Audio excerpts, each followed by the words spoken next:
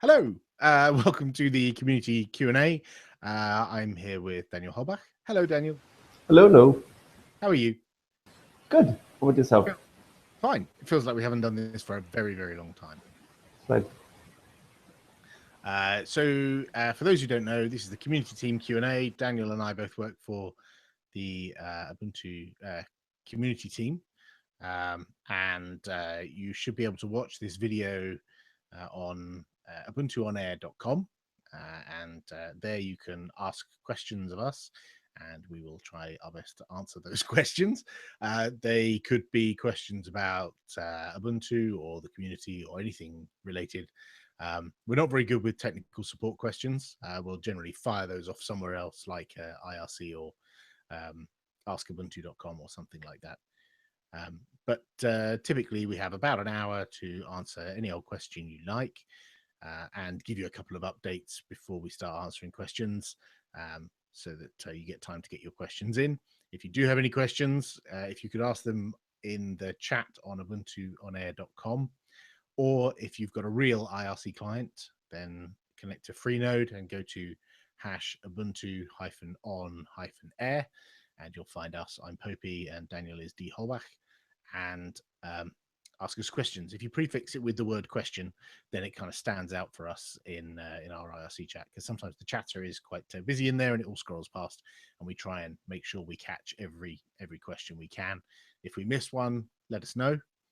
Get your questions in early, because sometimes it goes right up until the 1 hour slot that we have for this, and people start rushing to get their questions in at the last minute. So don't be that guy or girl, and get your questions in as soon as you can. Have I missed anything, Daniel? Yes. Oh. One very important thing. If you find any Ubuntu on Air accounts anywhere on the internet, be they Twitter or YouTube or Google Plus or Facebook or whatever else, make sure you friend, circle, subscribe, follow them. It's going to make Jose very happy. Jose is the guy who's running the Ubuntu on Air page and who's organizing most of the events.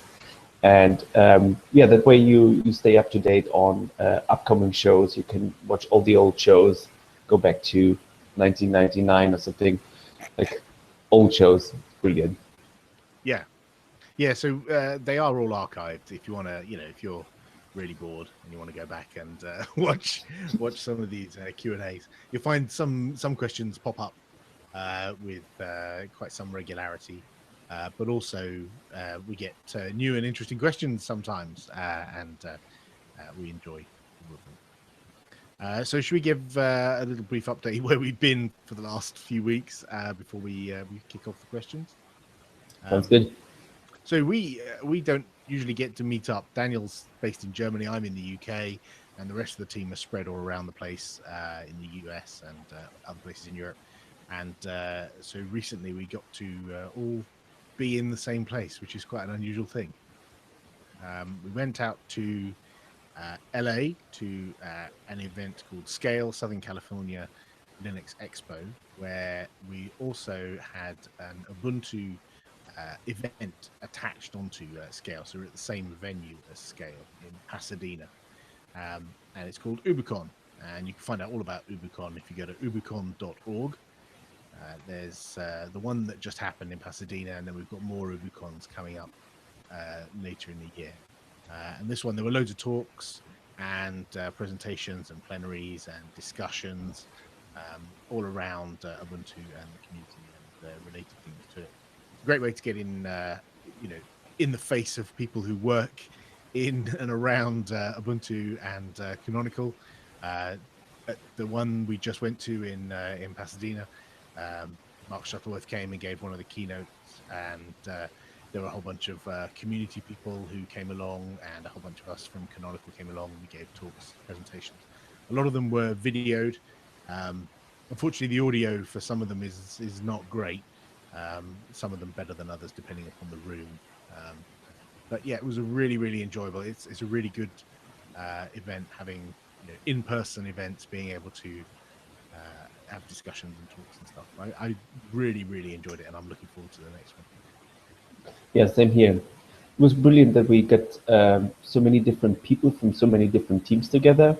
So there were some server and cloud folks who were talking about Juju. We had people who were working on the phone, others who were working on Snappy, and of course having Mark there who explained the big vision for Ubuntu was super helpful as well. Like if you, as Alan said, if you go to the Scale website, there should be links to the videos, and yeah, you can see Mark's keynote there. It's really worth watching. And yeah, UbuCons are fantastic. It's a really great way to get people together, and that's what I heard most of the time. It's great to see you again. It's great that we get together again. That was the theme of the few days. And what I like a lot is that local teams just start organizing these events. So in some cases, these UbuCons were separate events, so standalone events where we just got together, said, okay, we're going to bring a bunch of speakers here. We're going to organize everything. And in the end, I don't know, 150, 200 people showed up. In other cases, they did what the Californian team did at Scale. So it was co-hosted with a bigger event, which makes a lot of sense because you get all the infrastructure and everything for free. So yeah, talk to us if you're interested in setting up one of these events. We can get you in touch with others who successfully organized something like that in the past. It's really worth doing, and yeah, we can help you out. Yeah, the the California Loco team, the local community team in California, they run a stand, regularly at various events, including Scale, and they did an awesome job. We we were kind of surplus to requirements. We would come along to the stand and help out, and let them go off and go to talks, and they can have breaks and so on. But they really did an amazing job of running the stand. It was quite interesting having people come up and see all the various things we had on the stand. Some of you may have seen photos of the Ubuntu stand. We had a spider running Ubuntu Snappy Core from early robotics. There was a orange box, one of the big cloud in a box orange boxes. Had a few laptops, a couple from System 76, and Ian from System 76 was on hand. And the really nice thing is, Ian, who works for System 76, and obviously, is keen on people buying more System 76 devices, was just there as a, Ubuntu representative, and talking to people without giving the hard sales push on people who came by. It was a really, really enjoyable time. We also had a Nexus 4 and a whole bunch of other phones. Nexus 4 was connected to Bluetooth keyboard and a big screen, and it was quite interesting to see people come up and do the whole that's running off of a phone, and play around with the browser, and open music, and pick up the phone and unplug it from the cable and then plug it back in again. And that was quite an interesting one, actually, is when you unplug the phone from the display, and the same apps are still running on the phone, and you can switch between them, and then plug it back into the display, and all the windows just reappear where they were. It's kind of freaky, but quite cool. Like magic. Yeah, it is very close to being magic. Yes. Yeah, I enjoyed that as well. It was just brilliant to see that we had so many different devices running Ubuntu. There was also some gaming thing. I didn't quite know what it was, but we had it also there. People were playing around with it, and scale is huge. So we had, I don't know, hundreds and hundreds of people passing by and asking all kinds of questions. So yeah, big shout out to the Californian team. It was brilliant what they pulled off. Yeah, I'd love to see more of those around the world, because the thing about those UbuCons is you don't need permission from Canonical to run one. If you want to run an UbuCon, if you want to have an event in your town or whatever, then organize one. Don't feel like you have to wait for us to do it for you. It's community driven. Cool. Anything else we want to mention? Moving on. No, I think that's fine for now. I could imagine that a few blog posts are going to turn up in the next days where people talk about what happened there. Yeah, I have a half-written blog post I need to finish off. Same with here. a list of talks and links to videos and stuff. So what else do we need to mention, or should we crack on with the questions? Let's crack on. Oh no, we're going to start. Yeah, You didn't get my hint there. no, just thought of something. Yeah, we're going to start planning Summer of Code, our participation in there. So the process, how this usually works, is that we submit an application to Google, and they can decide which of the projects are going to be part of Summer of Code. If we should be accepted, it's going to be a great opportunity for students to work on the summer on a given project. And yeah, if you're watching this and you're interested in offering such a project for your part of the Ubuntu community, something development related, talk to Nick or talk to us in general. We're going to edit the list and see what we can do. And yeah, mostly have a think about it. Yeah. There was one other thing I wanted to mention, is Nathan Haynes has kicked off the Ubuntu Free Culture Showcase for 16.04. So 16.04, Ubuntu 16.04 launches releases in April this year. Sorry, I get my years mixed up.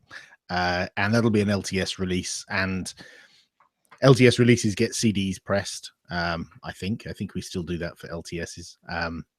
And on that CD and in the ISO image, there's usually some example content, a couple of images, maybe a spreadsheet, maybe a small movie file, which are, for someone who's just done a clean install of Ubuntu, it's a good way for them to make sure everything still works. You can open a directory and in there's a bunch of files, and it makes sure that LibreOffice works and your video player works and audio works and all that kind of stuff.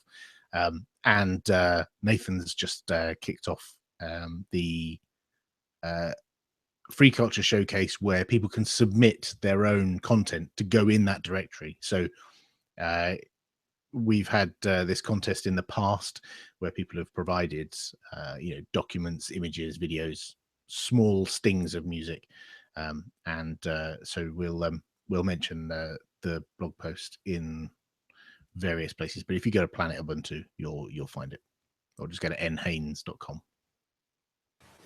Cool. Another thing I wanted to mention, we have the nomination period for the Developer Membership Board. So a quick reminder, the DMB, the Developer Membership Board, they look at applications from people who need upload rights for Ubuntu. So if you're into development at some stage, you're very likely going to see the DMB. If you are a developer already, if you have upload rights and you could imagine yourself being on the DMB, send in your nomination. Cool. And that's all I had. Okay. Should we crack on with the questions? Get your questions in to the IRC Ubuntu-on-air, or go to ubuntuonair.com. Type your questions in there, prefix it with question, and we will answer them. Okay, where should we start? Let's see. I saw a question from Gonzalez. What's the role of Vulkan in Unity 8? So I like the way you're blankly staring at me. I have no idea. So Vulkan, I believe, I may be wrong on this, is something to do with the next generation of OpenGL standard for 3D stuff on computing devices. I don't know, and I don't think it has any role at the moment.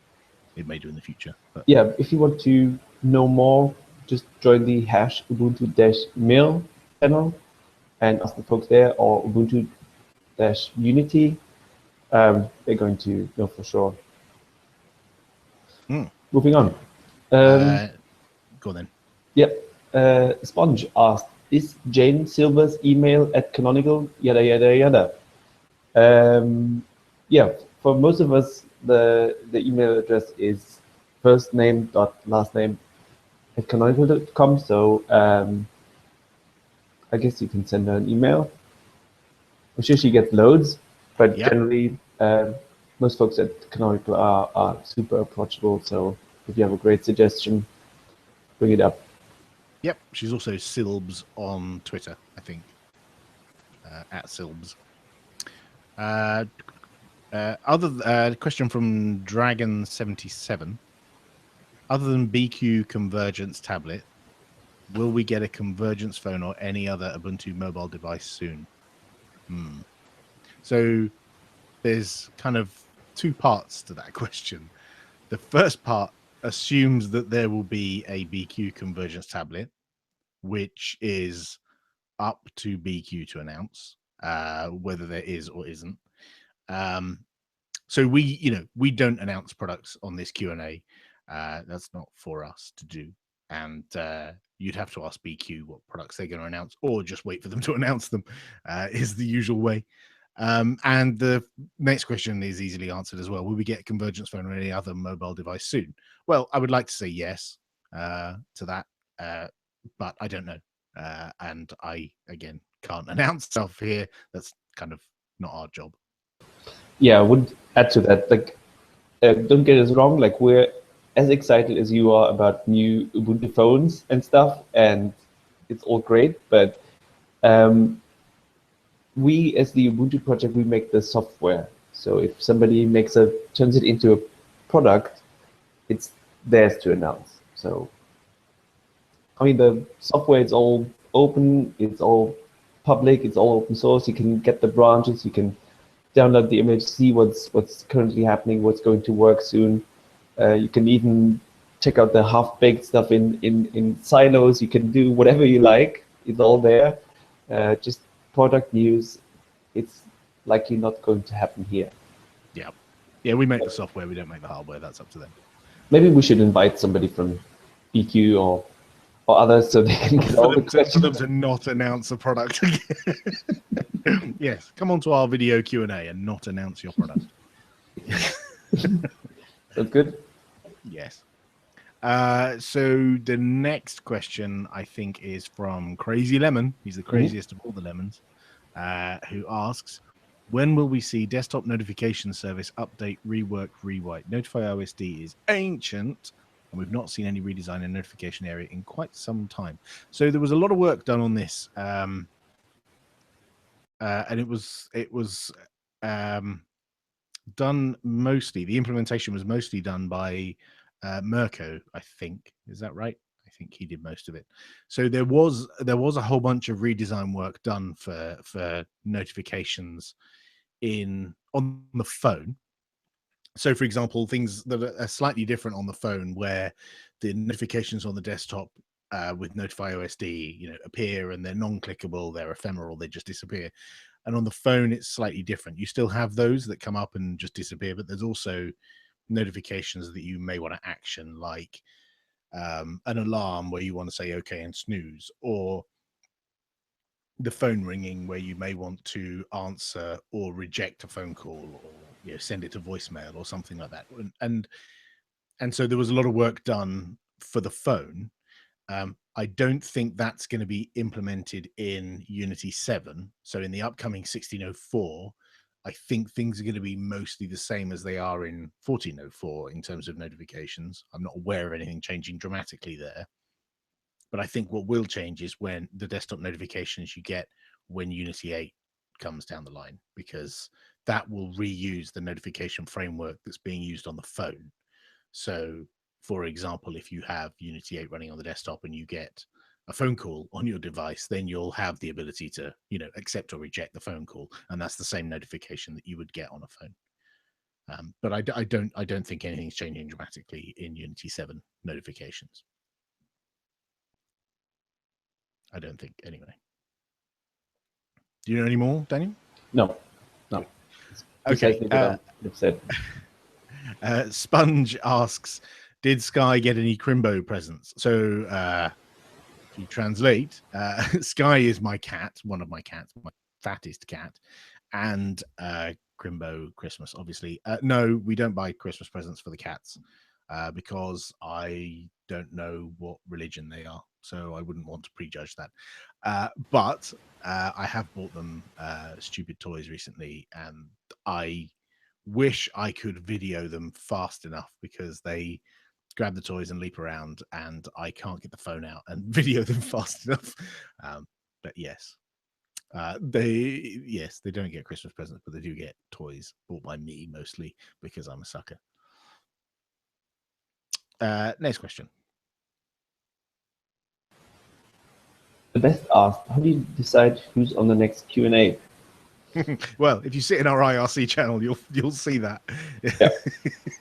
In the Ubuntu community team IRC channel, basically one of us will say, "Oh, it's Q&A day. Who's going to do it?" And then we figure out who did it last week, and then someone else does it the next week. We basically take it in. Yeah, we try to follow a round-driven approach. For some time, we had guests. We invited a few. So still, if you have any suggestions, anyone we should bring on to have like a special dedicated session just to graphics, drivers, whatever, let us know. We'll figure something out.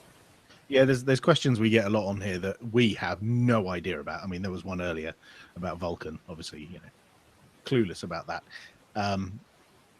And we wouldn't really get people on to answer just that one question. But if there was like a range of questions about a particular topic, then we might get someone on maybe to talk about Mir or, the phone or something. But yeah, let us know if there's anyone in particular or any team in particular you'd like us to get on. Yeah, what I also liked about these sessions was that we also spent some time to go through their roadmap, like what they've planned ahead, and interesting stories, whatever. Like it's really nice to see some of these folks and we can just talk for half an hour or something.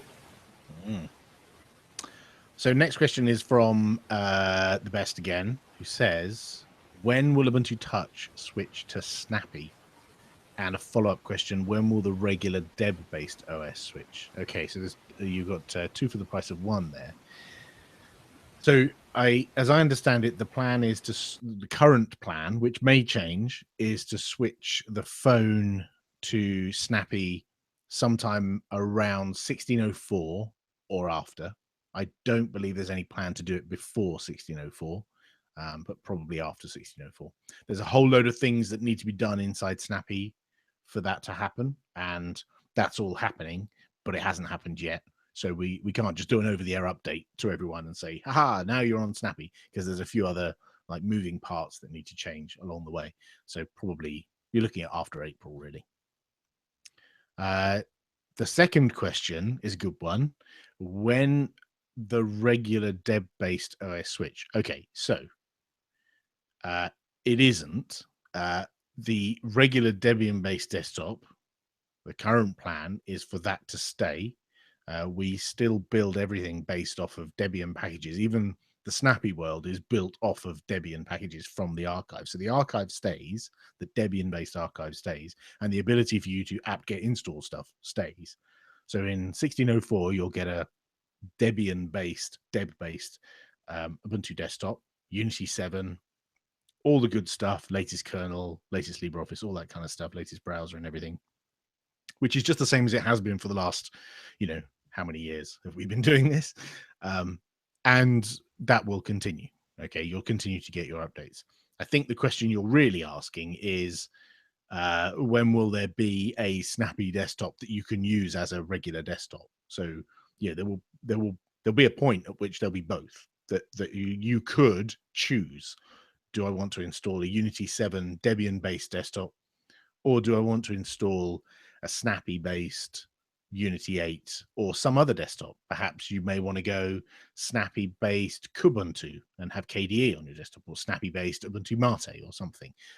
So I think that will come later, not around 1604, but much later. So probably I would think next year, like 2017, I think.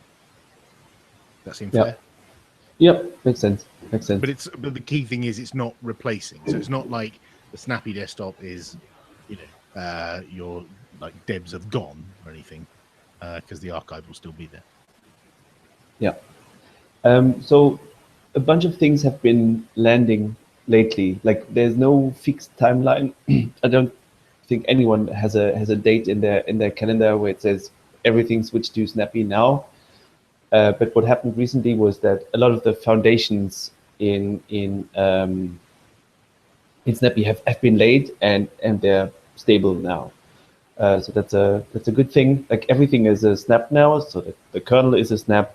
The OS part is a snap. Everything is a snap. So that changed recently, and that's going to make development and replacing bits a lot easier.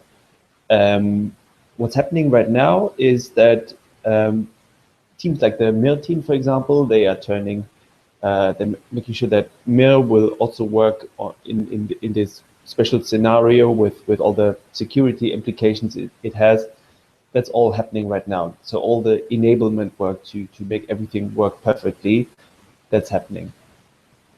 At the same time, Mark announced at Scale that we're going to enable two things. One of them is going to be that on a regular desktop, you will be able to try out snaps, to install snaps. You can just run sudo snappy install something, and you can get it from the store, and you can run it there.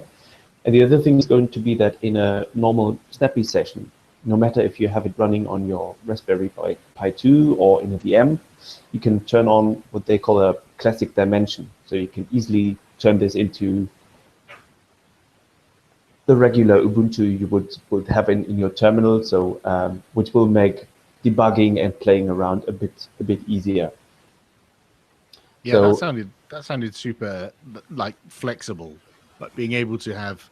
So you install 1604 on your desktop, and you could say, "Oh, there's a snap for whatever application. I'll get that from the Snappy store." Or the other way around, you're running Snappy on your Raspberry Pi, and you think, there's a thing I'd really like, but it's not in a Snappy store, but there is a deb of it. I could switch into the classic dimension and go and get the deb. So you've the best of both worlds on both sides. Yeah, and there's so many crazy new opportunities, especially in the new world, because we have this store already, and it's tried and tested, works with the phone. And we have these automated checks run on apps, so you can just upload them, and within a minute, it's available for everyone. And in the store with snaps, you can also upload snaps for different they call again, but release targets. But basically, you can say, okay, this is the stable channel, this is alpha, this is beta, this is something else. And that way it will be easier for upstreams who maintain a set of software to just throw up the app and say, this is our daily crack channel. We'll go, everything goes in there, and people can subscribe to it and use it. And that's going to be super useful. And that's a big difference from, you install the LTS, and the only apps you can install are the ones that are in the archive, at that point. They never changed. Right. With this, you could say, I've installed my device or my desktop or whatever, and then I could choose to go the bleeding edge way. And even after I've just installed it, I could say, I want like the alpha versions of everything. As soon as it comes out, I want the alpha version of everything. Or you could say, I want to be super stable and wait for it to go through alpha, beta, and then when the software vendor uploads a stable version, I get that. So yeah, it sounds super flexible, and I'm really looking forward to having a desktop that's built like that. It sounds like, that magical rolling release that we keep talking about. It sounds closer and closer towards that, where the power is with the developer to put what they want in the store, and the power is also with the user to choose which channel they want. Yeah. So yeah, it's pretty cool. Exciting times. Right, let's move on. Ninja asked, how much will the Meizu Pro 5 cost? No idea. There's a Meizu 5 Pro. Next question. The Beast. Are you going to MWC in Barcelona? I'm not personally. We need that. No, but we as a company are going to be there. We'll have a stand there. Next question. Apparently, Sponge asks, we were promised Jono. Where is Jono and the guitar? We were promised Jono. Jono's in Australia, I think, right now. So probably right now he's asleep. Although knowing him, he's probably in a bar somewhere. Yeah. Having experience of going out and celebrating Stuart Langridge's 40th birthday with Jono and Stuart at Scale, and having a few friendly beers in a bar, and then finding a pie shop in Pasadena. That was good fun.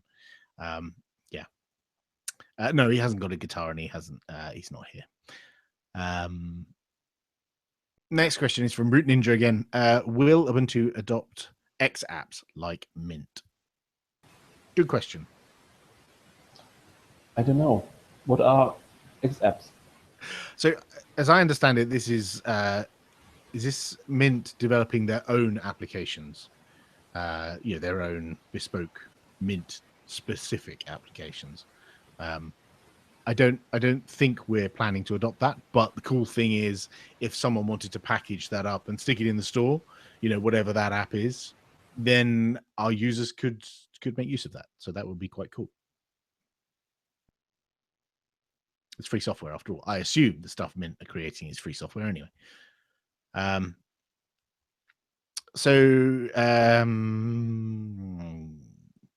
Root Ninja asks, do KDE programs run on Mir?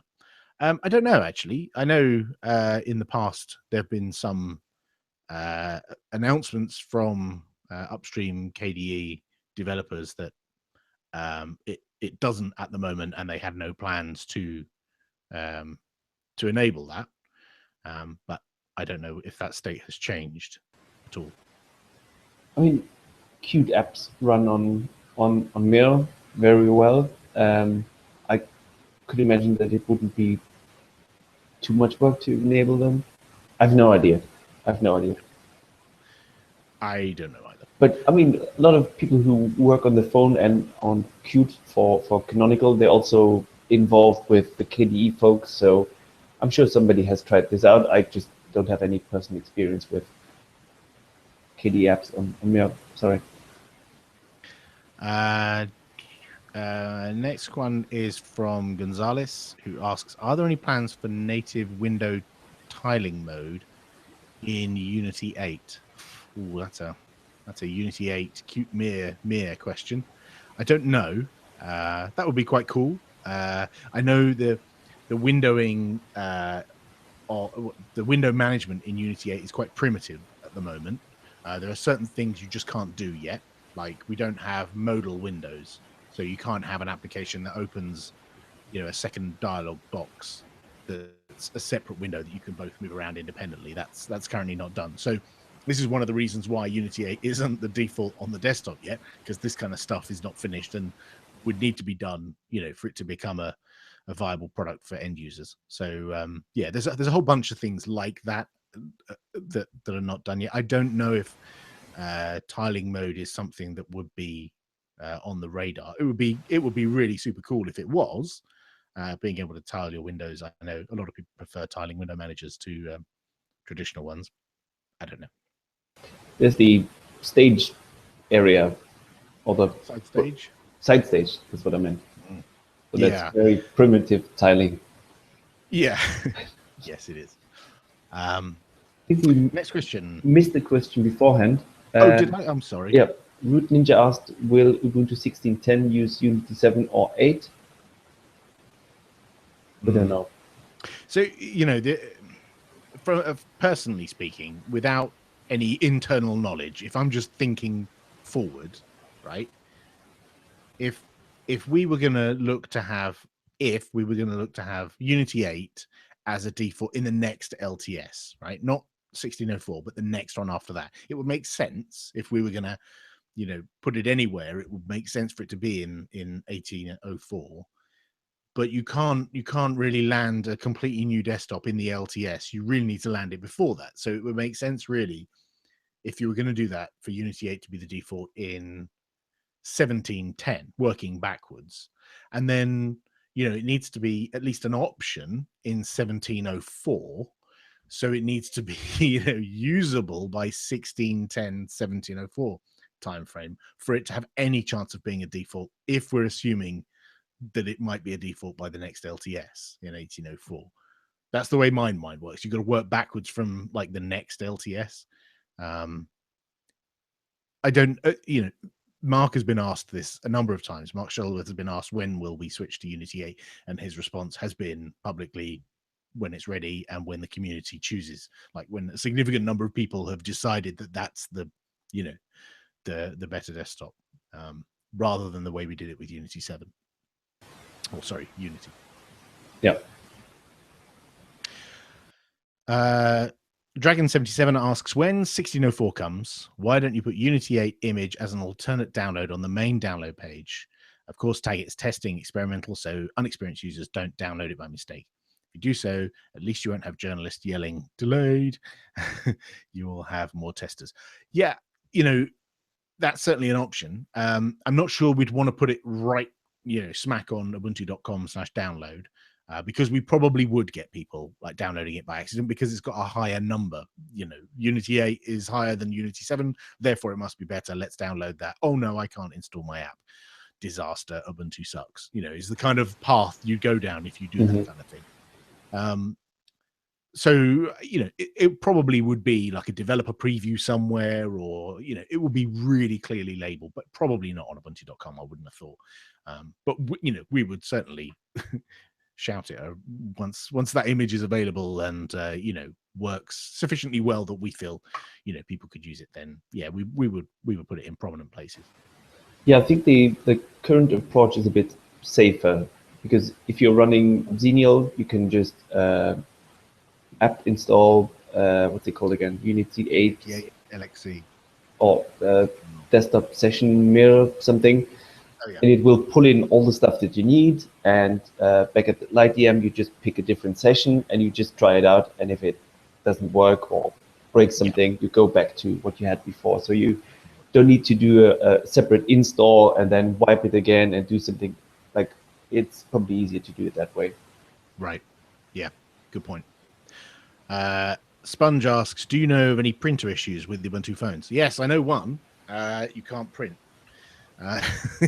Currently, printing support isn't bundled into the phone. I know our printing guy, Till, is looking at that. I don't know whether that will land as in the phones in their Click incarnation, or whether we'll wait and land that printing support in Snappy and have that after April or whenever we switch to Snappy. I don't know, but I know that printing is something that's on the radar and is something we would like to implement, along with a million other things that we'd like to implement as well. The nice thing is that it's probably going to be part of an OTA coming to you. So that's one thing I really like, that you stay unstable, do your updates, get new stuff. Brilliant. You didn't look convinced. No, sorry, I'm just being pinged on IRC. Right. Sorry. Boys. T Simon Q2 asked, what's the best way to get started with Snappy and working with snaps? You can just go to developer.ubuntu.com/snappy, and yeah, you're basically going to find all the information there. Yeah, let me know how it goes. I'm somewhat responsible for that documentation. So if you have any issues or any feedback, let me know. Right, here was a question from Dragon77. Would you like a tiling window manager based Ubuntu flavor? And the suggestion was i3WM. Never even heard of i3WM. Yeah, a lot of people, that's like the standard, the gold standard of tiling window managers that a lot of people talk about. And we've got a bunch of flavors. We've got KDE and XFCE and Mate and a whole bunch of other flavors.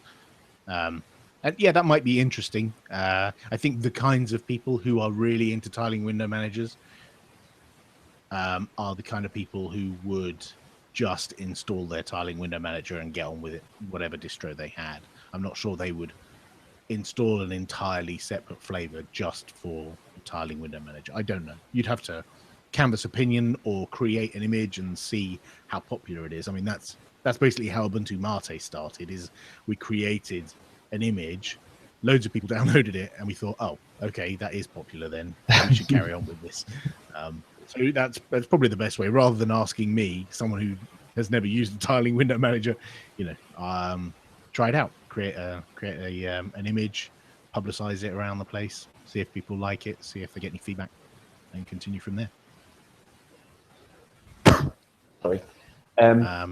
Yeah, would probably do the same thing. Maybe you could just ask on the forums or on Discourse or on Google Plus in the community there, set up a poll and see what people are interested in. Especially if you find that it's not just installing one package, but it's a set of packages you need to have installed, and then maybe some spatial configuration to get you started. If you can think of something like that, it might make sense to have a flavor for it. Right. Yeah. If it's just one package difference, it doesn't make as much sense. Whereas when you look at something like Mate, it's not just the Mate desktop. There's the file manager, there's the notifications, there's all kinds of other bits and bobs that make up the Mate desktop. It's not just one package you replace. And the other thing worth noting is maintaining a flavor is a fair amount of work. And so if you volunteer to create a flavor, you're volunteering to have a bit of work for yourself for the next 10 years or however long. The next question, I think, is from Simon Q2. He says, is there an ISO that I can get that has Unity 8? I don't think there is right now. There might be soon, but I don't think there is one at the moment. Is the short answer. Yeah. Next question. Nightmare. With the AT&T gone through, will you guys get a nice bonus? And do you see the deal as a possible foothold for an Ubuntu phone? So I think this is AT&T, like a completely different deal with AT&T, nothing related to phones. And I think they are a large enough company that one part is unrelated mostly to the other. So I'm not crossing my fingers or anything that because we have a business deal with one part of a very large company that will suddenly get other deals with other parts of the company. Would be nice, but I'm not holding my breath on that one.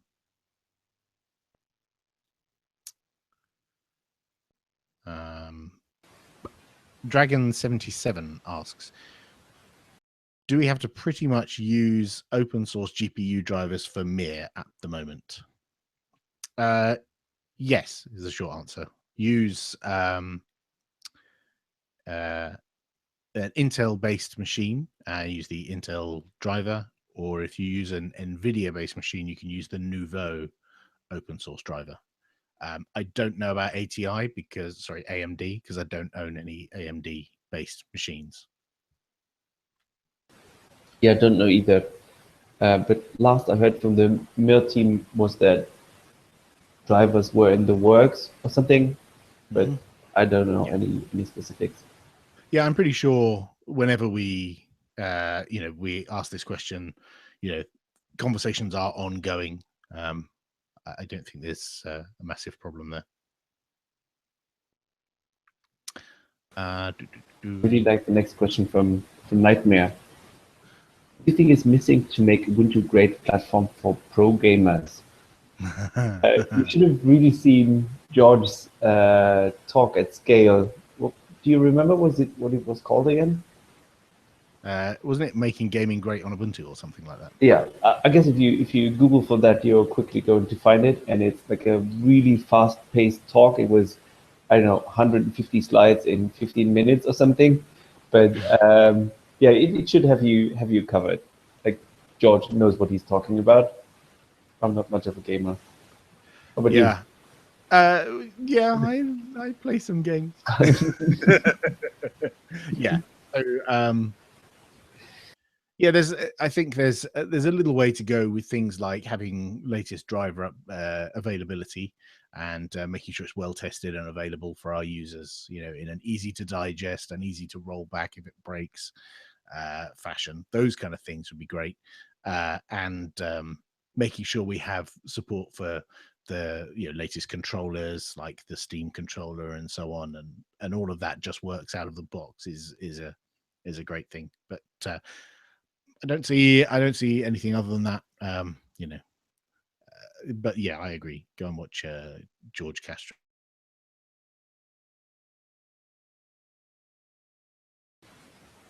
Did Ellen just freeze, or is it me?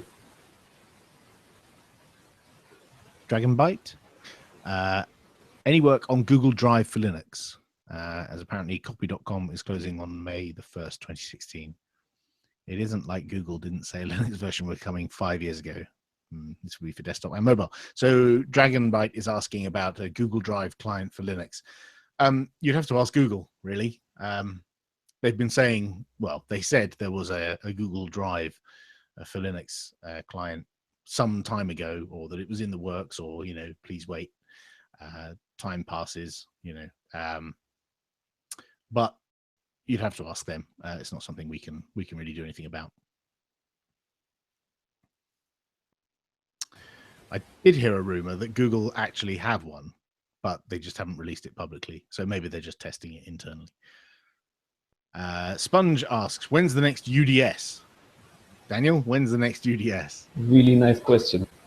Long answer to that one. UDS are or were the Ubuntu Developer Summit. It was basically 2 times a year. In the end, I think we flew several hundreds of people to one place in the world. And it wasn't just Ubuntu developers, but it was also, random people from Canonical partners. In the end, we also flew all the Linaro folks there. It was crazy. It was huge. And what we did there was to spend 1 week in hotel and not get out and plan and discuss what's going to happen with the next Ubuntu release. It was fantastic to meet people, to get to talk about things in person. But if you just consider the cost of such an event, and with planning getting faster and faster, Canonical found that it wasn't as practical anymore. We needed to plan much faster, and it also got too expensive. So that's why we didn't have the UDSs anymore. And since then, we've been thinking about how do we solve this problem. We've been thinking about it for months, and we have discussions all the time, basically. Our current solution is the Ubuntu Online Summit, which is also what we do after the release to plan the next release. We have hangouts just like this one, where we get together, where you can just join in, have your say, and hopefully get a lot of or take on a lot of work items. And on the other hand, we have all these UbuCons, where we try to help with the organization, where we have at least some funds to fly people there so they can give talks and be involved. So we have Online Summit on the one hand and the UbuCons on the other hand. That's my answer. Cool. I think Sponge did actually mean UOS. Right. But thank you for the explanation for everyone else. I think we haven't. I need to check if we've picked the date. We haven't announced a date, no. But it should be like 2 weeks after the release or something. Yeah, it's been like 2 to 3 weeks after the release for the last 10 years. So yeah, you can be confident it will be 2 or 3 weeks after the next release.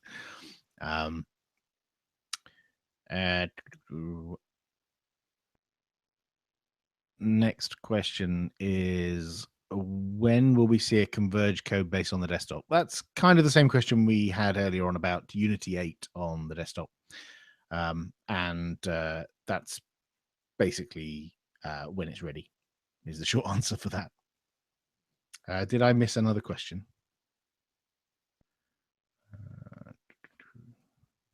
No, I don't think so. Yeah, I think so. Hang on. Dragon Bright asked, any update on American carriers for Ubuntu phone, or is that I did. run through the handset carriers? Yes, it's going to be their announcement, so don't wait, don't wait for us to announce it. We know nothing about that. Oh yes, and then Sponge asked, he says, with Popey's prediction on the Ubuntu podcast of 10 Ubuntu phones by the end of the year, how many are left and are needed in stores to reach 10 phones? Is that a cunning way to try and get us to tell you exactly how many devices are currently planned? So I made a prediction on the Ubuntu podcast. If you go to ubuntupodcast.org, I made a prediction at the end of last year, and I said that by the end of next year, or the end of 2016, that there'll be 10 devices. I think I said devices and not phones, and I very deliberately said devices, I think, by the end of the year. And those could be phones or tablets or maybe something else, who knows. Currently, the total number of devices that have been sold is 3, isn't it? It's BQE 4.5, BQE 5, and Meizu MX4. So that's 3. So we need another 7 to hit my target of 10 by the end of the year. That's my... But then again, the prediction I made last year was that Amazon would buy Canonical. So what do I know? Yeah, don't listen to my... Really? Was it? Yeah. Okay. That was one of them anyway. Next question. Diddle then asked, was the UbuCon Summit videoed, and will those videos be uploaded to YouTube? Yes, I think if you go to the Scale website, the videos are going to be linked from there. I just know that in the beginning there were some audio issues, so towards the end of the event, the sound quality should be much better. But as far as I know, they were recorded. Mm-hmm. A question from T Simon Q2. What happens to Unity 7 after Unity 8 is released, and what happens for people who are still using Unity 7? Will it automatically update with a due release upgrade? I can see a flavor of Ubuntu for Unity 7. Right. The good thing is they are 2 separate source packages, which means that theoretically people could go on and update the Unity 7 code base and maintain it and maintain Compass along with it. So I don't see, it's open source, so whatever people want to do, they can do it. So the first part of that question is, will it automatically update with the due release upgrade? So right. Due release upgrade is the tool that you use to go from one release of Ubuntu to another. So if you're on 16.04, which ships with Unity 7, and you in October you choose to upgrade to 16.10, it entirely depends on what ships in 16.10, which is hard for us to say right now. And the same if you switch to 17.04 or 17.10, we have no idea what that's going to be. But Unity 7, I would imagine, would still be in the archive. I don't think we would eject it from the archive and you're left with no desktop. That makes no sense. I would imagine Unity 7 would still be in the archive and somebody could maintain it. Or we would continue to maintain it. I don't know. Given that lots of people will still continue to use Unity 7 until and probably beyond Unity 8 becoming the default, it makes sense for it still to be maintained. It might not get the same level of maintenance that it's had in the past, but it still should be maintained. And there's always going to be the LTS release beforehand, which is supported for 5 years, so it's going to see maintenance for quite a while. Yeah.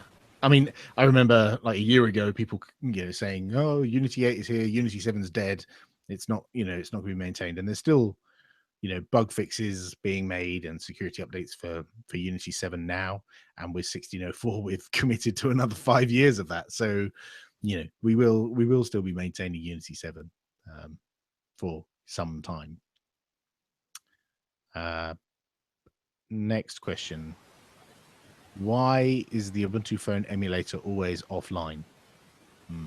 I think that's so. I think what I'm guessing your question is about the fact that it always shows no network in the Ubuntu phone emulator, and I think that's just by virtue of the way the emulator, which is based on QEMU, and the Android emulator, by virtue of the way it does networking, that it uses the networking part of QEMU rather than exposing your wireless networks inside Network Manager. It just hooks you up to the network as either a bridged network or I can't remember what the other type is called. But yeah, it bridges your network, so you don't actually see the network interfaces in the emulator. It is online, and you can get you can browse and get an IP address and all that kind of stuff, but it just doesn't show in the Network Manager. I understand, but that's just the way that emulator is architected. We've got a couple of minutes left. Here's a question from Sponge. As we are heavily restricted when viewing online videos for UbuCons, would Canonical consider getting a TV department for the UbuCons, etc., so we can actually see the event? Well, I think there was someone videoing some of the talks at the event. It's actually quite an investment to do all of that and set up all the AV gear and record it, and then after you've recorded everything, someone has to sit there and post-process and edit and upload, and that's quite a time-consuming task.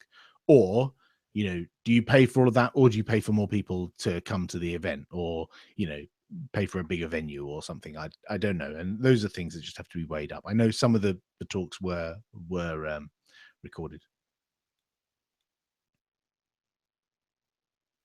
But yeah, I'm not sure we would have an AV team, but the local event space usually have their own AV people.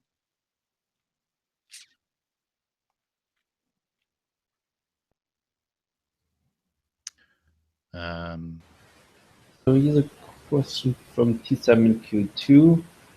Are there Q8 test cases for Unity 8? Yes. Loads of them. There are unit tests, which are just about small details in the code somewhere. Then you have integration tests, which test stuff the user would do, and we have manual tests for Unity 8. So yeah, I think we've got. I mean, there's always tests we can add. So if you're interested in any of that, I'm sure Balloons will be happy to hear. Yeah, but I think in general we're covered there. Cool. Lots of tests.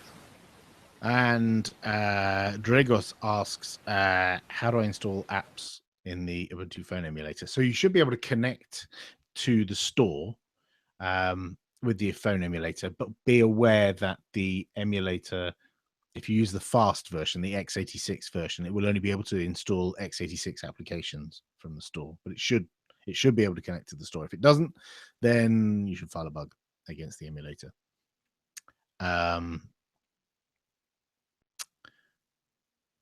The alternative is you can use ADB. So the emulator shows up under ADB. So if you get ADB devices, you should see on your host, you should see the emulator. So you can ADB push a click package to the device, and then ADB shell, and then pkcon install as you would on a phone as well. Cool. I think that's all of the questions, is it? Did we exhaust all of them? Yes. Bang on time? Awesome. Well, thank you everyone for your awesome questions, and thank you everyone for watching and taking part and chatting in the IRC. As always, check back at YouTube's channel Ubuntu on Air, or you can check the Twitter account Ubuntu on Air to find out when the next one of these is. And we also have other videos on Ubuntu on Air as well, and you can go to ubuntuonair.com and see what the next one is going to be. It's right on the front screen. Have I missed anything? I think that's it. I think well said. Cool. Next week you're going to somebody else, but it's going to be one of us. It won't be our faces. It will be somebody else. Cool. Thanks, everyone. Thank you, everyone. Bye bye. Have a good week.